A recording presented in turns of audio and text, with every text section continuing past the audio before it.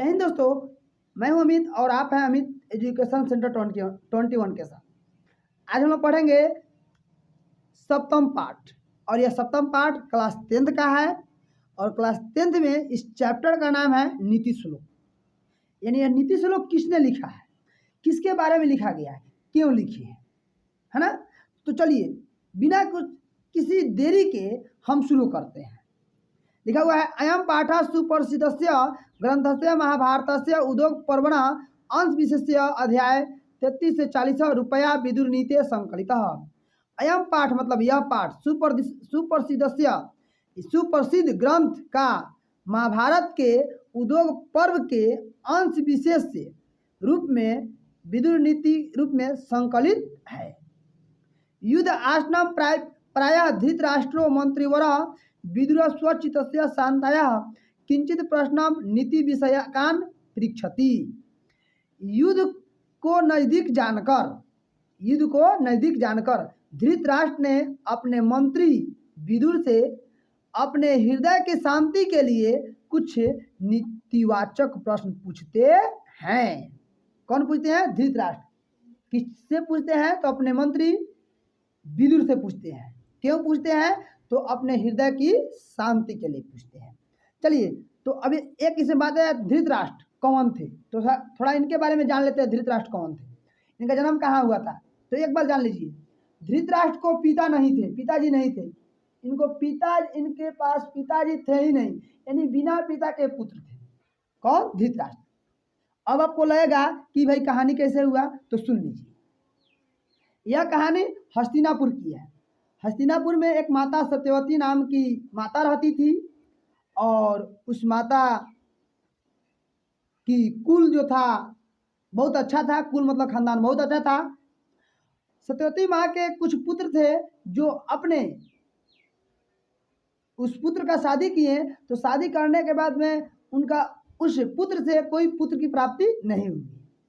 मतलब सत्यवती माँ ने अपने पुत्र की शादी किए है ना। 2 पुत्र जंगल में तपस्या करता था, भीष्म और वेदव्यास। तो उनकी बात हम नहीं कर रहे हैं। इन दोनों पुत्र को छोड़ करके ये अपने पुत्र की शादी किए, तो इनसे पुत्र की उत्पन्न नहीं हुआ है ना। पुत्र की उत्पन्न नहीं हुआ तो माता सत्यवती बहुत चिंतित हो गई है ना। अंत में इनके पुत्र, सत्यवती के पुत्र मारे गए, यानी किसी कारण बीमारी से मर गए। और मर जाने के बाद में इनकी जो रानियां थी, एक की नाम थी अंबिका और दूसरी के नाम था अंबाली। बिना ही पुत्र के, न लड़का था न लड़की, इसी तरह ये लोग अपने राज्य में रहता था लोग। तो माता सत्यवती को बड़ा चिंता हुआ कि अब ये कुल चलेगा कैसे। तो माता सत्यवती ने अपने पुत्र भीष्म को बुलाया और बुलाने के बाद में आज्ञा दिया। बताई माता सत्यवती भीष्म से कि पुत्र या भीष्म कहाँ रहता था? जंगल में तपस्या करता था। तो माता सत्यवती ने कहा भीष्म से कि पुत्र, वंश को आगे बढ़ाने के लिए तुम इन दोनों रानियों से पुत्र की उत्पत्ति करो। यानी माता सत्यवती ने भीष्म से कहा। तो भीष्म ने जवाब दिया कि माते, हम अपनी प्रतिज्ञा को कभी भंग नहीं कर सकते। यानी भीष्म ने माँ को जवाब दे दिया कि हम इन दोनों रानियों से पुत्र उत्पन्न के लिए अपना प्रतिज्ञा उसको भंग नहीं कर सकते हैं। इस पर माता सत्यवती को बड़ा दुख हुआ और भीष्म चला गया। अब माता सत्यवती को लग रहा था कि मेरा कुल आगा बढ़ेगा कैसे। तो पूजा पाठ करके अपने बड़े पुत्र वेदव्यास को बुलाया। तो वेदव्यास वहाँ उपस्थित हुए और वेदव्यास उपस्थित हुए तो माता सत्यवती ने उन्हें देखकर बोली कि हे पुत्र, तुम्हारे सभी भाइयों ने निसंतानी स्वर्गवासी हो चुके हैं। अब इस वंश को चलाने के लिए आपको इन दोनों रानियों से पुत्र की उत्पन्न करना होगा। अगर ऐसा करते हैं तो हमारा कुल बना रहेगा। यानी माता सत्यवती ने वेद व्यास से कहा। तो वेद व्यास ने बताया, ठीक है माते, हम आपकी प्रतिज्ञा को मानते हैं, हम आपकी आज्ञा को मानते हैं, तो आप जाइए इन दोनों रानियों को यानी अंबिका और अंबाली को बता दीजिएगा कि मेरे सामने से निवस्त्र यानी बिना कपड़ा पहने हुए गुजरेगा लोग, जिससे लोग गर्भधारण होगा और गर्भ रहने के बाद में इनसे पुत्र की उत्पत्ति होगी। ठीक माता सत्यवती ने वही काम किया और इन दोनों रानियों को बताया। महर्षि वेद व्यास जी सामने थे और ये दोनों रानियां उनके सामने से गुजरी तो अंबाली के गर्भ से धृतराष्ट्र का जन्म हुआ। अब तो समझ में आ गया ना, धृतराष्ट्र का जन्म हुआ। अब कहानी क्या है कि धृतराष्ट्र अंधा जन्म लिए। तो अंधा जन्म क्यों लिए इसके बाद में पढ़ते हैं, है ना। चलिए अब तो समझ गया ना धृतराष्ट्र का जन्म कहाँ हुआ, कैसे हुआ। तो धृतराष्ट्र की माँ का नाम क्या था, अंबाली, अंबिका, अंबिका। इनके पिता थे तो नहीं। चलिए आगे चलते हैं। तेषाम समुचित उत्तरम विदुर ददाति, वे सभी प्रश्नों का उत्तर यानी समुचित उत्तर, जो उचित उत्तर होता है, विदुर ने दिया। किसके प्रश्नों का उत्तर दिया, तो धृतराष्ट्र के। तदेव प्रश्न उत्तरम ग्रंथ नम विदुर नीति, तब से ये प्रश्न उत्तर ग्रंथ विदुर नीति कहलाए। इयमपि भागवत गीतयो महाभारतस्य अंगमापि स्वतंत्र ग्रंथ रूपा वर्तते। यह भी भागवत गीता की तरह महाभारत का अंग होते हुए भी स्वतंत्र ग्रंथ के रूप में विद्यमान है। कौन स्वतंत्र ग्रंथ के रूप में विद्यमान है, तो विदुर नीति का जो नीति श्लोक है। अब चलिए अब हम जानते हैं कि इस धृतराष्ट्र का जन्म जो हुआ वह अंधा थे। तो अंधा क्यों थे इसके बारे में जान लेते हैं और उसके बाद में हम यह जो श्लोक है इस श्लोक का अर्थ जानेंगे।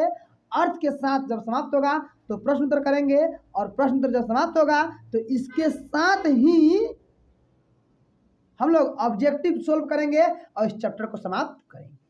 तो अभी आपने जान लिया कि धृतराष्ट्र का जन्म कैसे हुआ, कहाँ हुआ, इनके पिताजी थे कि नहीं थे। अब जानते हैं कि धृतराष्ट्र का जन्म हुआ जो अंधा जन्म हुआ था, वे धृतराष्ट्र अंधे थे। अभी अंधा क्यों थे इसके बारे में थोड़ा कहानी है, उस कहानी को जान लेते हैं। तो धृतराष्ट्र का विवाह गंधार के पुत्री गंधारी से हुआ। गंधार के पुत्री गंधारी से हुआ और गंधारी ने 101 पुत्र का जन्म दिया। अब देखिए आप कहेगा सर 101 पुत्र का जन्म कैसे दिया, तो इस कहानी को जानने से पहले कुछ पीछे आते हैं, यानी धृतराष्ट्र अंधा कैसे थे, अंधा कैसे, इस बात को जान लेंगे। फिर गंधारी 101 पुत्र का जन्म कैसे दिया इसके बारे में जानेंगे और फिर इसको शुरू करेंगे। तो अभी जानते हैं कि धृतराष्ट्र अंधा क्यों थे। तो धृतराष्ट्र के पास 101 पुत्र हुआ तो 101 पुत्र को देखे नहीं, इतने अंधा थे और उनके सारे के सारे पुत्र मारे गए। किसके, धृतराष्ट्र के। तो धृतराष्ट्र को बहुत दुख हुआ, बहुत कष्ट हुआ। उन्होंने यानी धृतराष्ट्र ने पूजा पाठ किया। पूजा पाठ करने के बाद में वहां पे श्री कृष्ण जी का आगमन हुआ, खुश हो गए। तो धृतराष्ट्र ने बताया कि हे भगवान, हमने कौन सी गलती किया है जिसका भुगतान अभी हमको करना पड़ रहा है। एक तो भगवान मुझे आंख नहीं दिए, दूसरा मुझे जितने सारे पुत्र हुए सारे के सारे मारे गए। हमने कौन ऐसा गलती किया है। तो श्री कृष्ण जी ने बताया कि राजन, यह आपकी गलती नहीं है, यह आपकी गलती नहीं है, या यह इस जन्म की गलती नहीं है। श्री कृष्ण ने बताया कि देखिए कर्म 3 प्रकार के होते हैं, यानी श्री कृष्ण जी ने बताया कि कर्म 3 प्रकार के होते हैं। एक क्रियमान कर्म, दूसरा संचित कर्म और तीसरा प्रबद्ध कर्म। क्रियमान कर्म वे कर्म होते हैं जो अभी आप इसी जन्म में जो किए हैं उसका फल तुरंत मिल जाएगा। और संचित कर्म और प्रारब्ध कर्म जो आपने पिछले कई जन्म में क्या किए हैं क्या नहीं किए हैं, ये सारे का लेखा जोखा होता है और उसका लेखा जोखा इसमें मानव को भुगतना पड़ता है। आपने पिछले जन्म में कौन सी गलती किया है, यह सारा आपको इसी में भुगतना पड़े। अब इनको तो पता नहीं था, यानी धृतराष्ट्र को पता नहीं था, श्री कृष्ण जी ने बता दिया। तो अब इनको याद कहाँ से आया श्री धृतराष्ट्र को कि उन्होंने पिछले जन्म में क्या किया था क्या नहीं किया था। तो धृतराष्ट्र ने कहा कि हे प्रभु, ये हम कैसे जान सकेंगे कि हमने पिछले जन्म में हम क्या थे। तो श्री कृष्ण जी ने इनको एक दिव्य दृष्टि दिया। कौन दृष्टि दिया? दिव्य दृष्टि दिया। और दिव्य दृष्टि देने के बाद में इनको 50 जन्म पहले ले गए, यानी धृतराष्ट्र अपने 50 जन्म से पहले देखे। तो धृतराष्ट्र 50 जन्म पहले एक बहुत कुकर्मी, खतरनाक, डेंजर शिकारी थे। 50 जन्म पहले, 50 साल नहीं। उस समय वो अपने जीवन में धृतराष्ट्र ने 50 जन्म पहले क्या किए थे कि पक्षियों को मारते थे। जहां देखते थे पक्षी जाल बिछा देते थे और उसी पर आग लगा देते थे। और पक्षी सारे चाह का बेचारा मर जाता था। और जो पक्षी बच जाता था उसका आंखों फोड़ देते थे, जो उसका अंडा बच गया अंडों को फोड़ देते थे। तो उसका ही श्राप इनको मिला था उस जन्म में, 50 जन्म पहले जो सब शिकारी थे तब। अब इनको यानी धृतराष्ट्र को लगा कि बाप कितना खतरनाक हम काम करते थे। ऐसा हुआ था। उसी जन्म में धृतराष्ट्र एक के बगुला को पकड़ करके इसके आंखों को फोड़ दिया और अंडों को कुचल दिया। तो बगुला ने श्राप दे दिया कि जाओ, तुम राजा हो ना, शिकारी हो ना, तुम भी अगले जन्म में अंधा बनोगे और अपने पुत्र को देखने के लिए तुम तड़पोगे। उसी का तुम्हारा सारा परिणाम है। धृतराष्ट्र ने पूरे दिव्य दृष्टि से अपना इस लीला किला को देखा तो बहुत कष्ट हुआ। इसमें किनको कष्ट हुआ? धृतराष्ट्र को। अब धृतराष्ट्र फिर कृष्ण से पूछते हैं, तो हे भगवान आप बताएं तो मुझे इसके लिए 50 जन्म क्यों लेना पड़ा। तो श्री कृष्ण जी ने बताया कि देखिए 50 जन्म इसलिए लेना पड़ा कि आप उससे जन्म में इतना ना बेकार काम कर दिए थे, इतना ना कुकर्म काम कर दिए थे कि सारे को समाप्त करने के लिए आपको 50 जन्म लेना पड़ा, तब जाकर वो पाप कटता। इसलिए आपको 50 जन्म लेकर के उस सारे पाप को काट दिए। लेकिन एक बच गया, क्या कि उस बगुला ने बताया था कि जिस तरह हम अपने पुत्र के वियोग में तड़प रहे हैं उस तरह तुम भी एक अंधा बनोगे, अपने पुत्र के वियोग में तड़पोगे। तो ये 50 जन्म जो आपने पाप पहले किया था 50 जन्म करके उसको मिटा दिया। इसमें इतना ना अच्छा काम किया 50 जन्म में कि आपको फिर एक राजा घर में जन्म हुआ। राजा के घर में जन्म होने के बाद में उस बगुले का जो दंड है आपको इसमें मिला। तो अब श्री कृष्ण को लगा, धृतराष्ट्र को लगा कि बाप रे कितना बड़ा गलती की है। अब आपसे कोई पूछेगा ना कि धृतराष्ट्र अपने जन्म से कितने पहले कुकर्म काम करते थे, तो 50 जन्म पहले। 50 साल नहीं कहिएगा, 50 जन्म कहिएगा, ठीक है। तो अब आपको समझ में आ गया होगा कि धृतराष्ट्र अंधा क्यों थे, है ना। अब समझ गए कि गांधारी के 101 पुत्र हुआ कैसे, इस कहानी को जानते हैं। तो देखिए गांधारी को 101 पुत्र होने का कारण था कि जब राजा की शादी यानी धृतराष्ट्र की शादी गांधारी से हुआ तो उस समय ये अंधे थे। अंधे होने के वजह से गांधारी ने भी अपने आंख पर काली पट्टी बांध ली और वो भी अपने हस्बैंड के जो भी कर्म होता है उसके तरह निभाई और पूजा पाठ की। एक बार वेद व्यास को कुछ हुआ, वे हस्तिनापुर आए। तो गंधारी इनकी बहुत पूजा पाठ की। तो गंधारी पूजा पाठ की, तो इस पूजा पाठ से खुश होकर के वेद व्यास ने बताया कि गंधारी तुम कुछ मांगो हमसे। तो गंधारी ने बताया कि हमको पुत्र की प्राप्ति चाहिए। तो उन्होंने कहा ठीक है, आपको पुत्र की प्राप्ति हो गया। और वे राजा और वेद व्यास अपने जंगल में चले गए। जब वेद व्यास जंगल में चले गए, 2 वर्ष के बाद जब इनको यानी गंधारी को कुछ बच्चे की आता पता नहीं चला, तो गंधारी अपने पेट पर लगी मारने। पेट पर मारते मारते मारते इनके गर्भ से एक मांस का टुकड़ा गिरा। किनके? यानी गंधारी के टुकड़ा गिरा। अब देखिए यहाँ तो वेद व्यास अंतर्यामी थे, वे जान गए, वे तुरंत पहुंच गए। पहुंचने के बाद में वेद व्यास ने बताया कि आप 101 है ना बर्तन का व्यवस्था करें और उसमें घी डालें। वैसे ही 101 बर्तन का व्यवस्था हुआ, सारे बर्तन में घी डाला गया और उस सारे बर्तनों में इस मांस के टुकड़ा को डाला गया।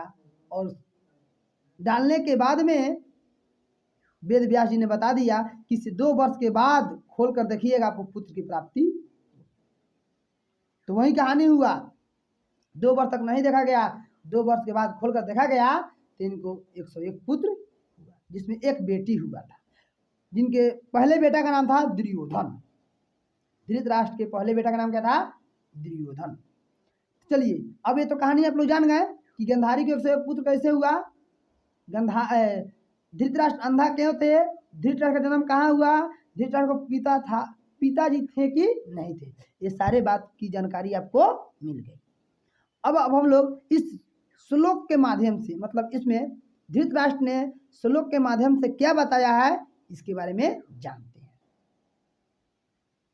चलिए तो बिना किसी देरी किए हम शुरू करते हैं। तो हाँ दोस्तों, हमने पहले से ही लिख रखा है और इस श्लोक के अर्थ से हिंदी अर्थ में जानना, हिंदी भी अर्थ जानेंगे। तो यह धृतराष्ट्र ने अपने विदुर मंत्री को इसके बारे में, अर्थ के बारे में बताया है। सबसे पहले पहला पढ़ते हैं। कहा गया है यस्य कीर्तियम न विधंति शीतमुष्णम भैरिति समृद्धवा स वै पंडित उच्यते। यस्य मतलब जिससे कार्य में शीत उष्मा और डर तथा सुख दुख बाधा नहीं हो, जिसके कार्य में शीत उष्मा और डर तथा सुख दुख की बाधा नहीं हो, वह व्यक्ति क्या कहलाता है? पंडित। यानी यह बात किसने बताया है? धृतराष्ट्र ने। किसको बताया है? तो विदुर को बताया है कि पंडित कौन कहलाएगा? तो जिसके कार्य में न शीत हो, न ठंडी हो, न गर्मी हो, न डर हो, न सुख हो, न दुख हो, न बाधा हो, वही व्यक्ति क्या कहलाएगा? पंडित कहलाएगा। अगला देखो क्या लिखा हुआ है। तत्वाज्ञ सर्वभूतानां योग्य सर्वकर्माणाम उपायोग्य मनुष्यानाम नरः पंडित उच्यते। तत्वाज्ञ यानी सभी तत्वों को, सर्वभूतानाम सभी जीवों की योग के बारे में जानने वाले, मनुष्य के उपायों के बारे में जानने वाले पंडित वाले व्यक्ति ही पंडित कहलाते हैं। इसके अर्थ को जानते हैं। कहा गया है सभी प्राणियों के रहस्य को जानने वाले। तत्व सर्वभूता नाम का मतलब होता है सभी प्राणियों को रहस्य के बारे में जानने वाले, सभी कार्य कौशल और कर्मों का अभ्यास करने वाला, मनुष्य के उपायों को जानने वाला मनुष्य पंडित कहलाता है। क्या कहलाता है? पंडित कहलाता है। कोई दिक्कत? कोई दिक्कत नहीं। अगला श्लोक। अनहुत परविशति अवृष्टो बहुभाषते अविश्वासते विश्वसिति मूढ़ चेता न धर्म।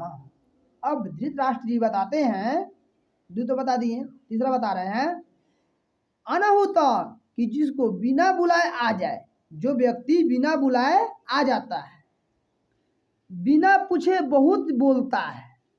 अब वृष्टो बहुभाषते का मतलब बिना पूछे बहुत बोलता है और अविश्वासों पर विश्वास कर लेता है। अविश्वासों पर विश्वास कर लेता है, वह व्यक्ति बहुत बड़ा मूर्ख होता है। यानी धृतराष्ट्र जी ने क्या बताया है कि जो व्यक्ति बिना बुलाए चला आए, बिना पूछे बहुत बोले, आप अविश्वास विश्वास नहीं, विश्वास कर ले, वह व्यक्ति क्या होता है, मूर्ख होता है। किसने बताया है, तो यह धृतराष्ट्र ने बताया है। अगला श्लोक कह रहा है कि एको धर्म परम श्रेय क्षमा कहे शांति रुत्मा विद एका है परम तृप्ति अहिंसक सुख हुआ है। मतलब कहा गया है कि एक ही धर्म सबसे श्रेष्ठ है, एक ही धर्म सबसे श्रेष्ठ है, यानी धृतराष्ट्र जी ने बता रहा है एक ही धर्म क्या है, सबसे श्रेष्ठ है। क्षमा शांति का उत्तम उपाय है, क्षमा जो है शांति का उत्तम उपाय है। विद्या से संतुष्टि की प्राप्ति होती है और अहिंसा से सुख की प्राप्ति होती है। अहिंसा मतलब बिना तलवार लिए बिना हिंसा करना, वह अहिंसा कहलाता है। फिर विदुर जी बताते हैं आगा, धृतराष्ट्र जी अगला श्लोक में क्या बताते हैं जो देखेंगे। बताते हैं त्रिविधम नरकस्यम द्वारम नास्मतनम काम क्रोध अस्त लोभ अस्त में दतातम त्रय त्यजते। त्रिविधा नरक अस्यम यानी त्रिविध, तीन, विधि मतलब विधि, नरक मतलब नरक के तीन द्वार हैं। नरक कितने द्वार हैं, तीन। आपसे परीक्षा में पूछ देगा कि नरक कितने द्वार हैं, तीन। कौन कौन, काम क्रोध और लोभ। नरक में जाने के तीन द्वार हैं, काम क्रोध और लोभ। इसलिए मानव को इन तीनों को त्याग कर देना चाहिए। किनको त्याग कर देना चाहिए, तो काम क्रोध और लोभ को। जो मानव काम और क्रोध लोभ को त्याग कर दिया वो बहुत बड़ा आदमी कहलाएगा। यानी विदुर जी धृतराष्ट्र जी बता रहे हैं कि नरक में जाने के लिए तीन द्वार है, काम क्रोध और लोभ। अगर ये आप अगर इसे तीनों त्याग दिए तो आप नरक में जल्दी नहीं जा सकते हैं। अगला देखेंगे, अगला क्या कह रहा है, सड़ा दोषा पुरुष स्नेह हतभाव्य भूत मिक्षिता निद्रा तंद्रा भय क्रोध आलस्य दीर्घ सूत्रता। 6 दोष हैं। कितने दोष हैं, 6। कौन कौन, तो निद्रा तंद्रा भय क्रोध आलस्य और दीर्घ सूत्रता। इसका अर्थ जानते हैं। विकास या ऐश्वर्य चाहने वाले व्यक्ति को, विकास या ऐश्वर्य चाहने वाले व्यक्ति को निद्रा यानी अधिक सोना, तंद्रा ऊंघाना, डर, क्रोध, आलस और किसी काम को देर तक करना, यह 6 काम को त्याग कर देना चाहिए। 6 दोष को त्याग कर देना चाहिए। 6 को कौन का, देखो, निद्रा, तंद्रा, डर, क्रोध, आलस और किसी काम को देर तक करना, यह भी एक दोष है। किसी काम को देर तक करना यह भी क्या एक दोष है। इस 6 को त्याग कर दीजिए, आप बहुत बड़े मानव कहलाएंगे। यह सारे धृतराष्ट्र जी ने बता रहे हैं। अगला, सत्येन रक्षते धर्मो, सत्येन रक्षते धर्मो विद्या योगेन रक्षते निर्जय रक्षते रूपम कुलम वृतेन रक्षते। सत्येन रक्षते धर्मो विद्या योगेन रक्षते निर्जय रक्षते रूपम कुलम वृतेन रक्षते। यानी इसका अर्थ क्या होगा, तो सत्य से धर्म की रक्षा होती है, सत्य से धर्म की रक्षा होती है, अभ्यास से विद्या की रक्षा होती है, श्रृंगार से रूप की रक्षा होती है, अच्छे आचरण से कुल की रक्षा होती है। मतलब पूछेगा कि धर्म की रक्षा किससे होती है, तो सत्य से, विद्या की रक्षा किससे होती है, तो अभ्यास से, कुल रूप की रक्षा किससे होती है, श्रृंगार से, और आचरण की रक्षा किससे होती है, सॉरी, कुल की रक्षा किससे होती है, तो अच्छे आचरण। तो हम लोग अगले श्लोक की ओर चलते हैं। अगला देखेंगे, सुलभा पुरुषा राजनम सत्यम प्रियवादिन अप्रियस्य तु पथ्यस्य वक्ता श्रोता च दुर्लभ। कह रहा है कि हे राजन, सदैव प्रिय बोलने वाला और सुनने वाला व्यक्ति दुर्लभ है। मतलब इसमें बता रहे हैं कि हे राजन, कि जो व्यक्ति प्रिय बोलता है और प्रिय सुनता है, ऐसे आपको व्यक्ति बहुत कम मिलते हैं। क्योंकि हित की प्रिय नहीं होती, क्योंकि हित की बातें सबको प्रिय नहीं होती, क्योंकि हित की बातें सबको प्रिय नहीं होती। छूट गया है। अगला देखेंगे, कहा गया है कि पूजनीय महाभाग पुनश्च गृह गृह दीपया स्त्रियो गृहस्कृतम अस्त अस्माद्रस्य विशेषता। घर की ऐश्वर्या, घर का प्रकाश और घर की पूजनीय स्त्रियां होती है, सदा पूजनीय होती है। घर की पूजनीय स्त्रियां सदा क्या होती है? पूजनीय होती है। अतः इनको विशेष रूप से रक्षा करनी चाहिए। किनको विशेष रूप से रक्षा करनी चाहिए? तो स्त्रियों की, क्योंकि घर की स्त्रियां घर कहती है, स्त्रियां घर की शोभा होती है, पूजनीय होती है। अगला जानते हैं, आकृति विनयो हंति हंति अनर्थ पराक्रम हंति नित्यम क्षमा क्रोध मात्रो हंत लक्षणम।